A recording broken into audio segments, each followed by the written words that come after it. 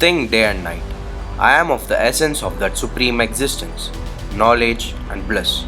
What fear and anxiety have I?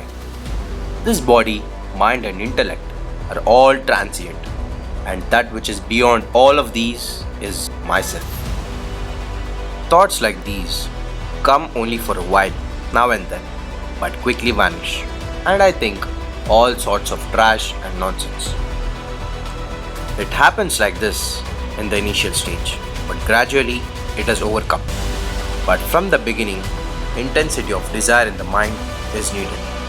Think always, I am ever pure, ever knowing, and ever free. How can I do anything evil?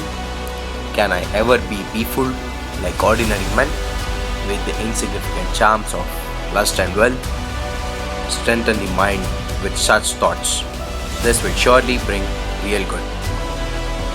Once in a while, strength of mind comes, but then again, I think that if I would appear at the deputy magistrateship examination, wealth, name, and fame would come, and I should live well and happy. Whenever such thoughts come in the mind, discriminate within yourself between the real and the unreal. Have you not read the Vedanta? Even when you sleep, keep the sword of discrimination at the head of your bed, so that covetousness cannot approach you even in the dream. Practicing such strength, renunciation will gradually come, and then you will see the portals of heaven are wide open to you.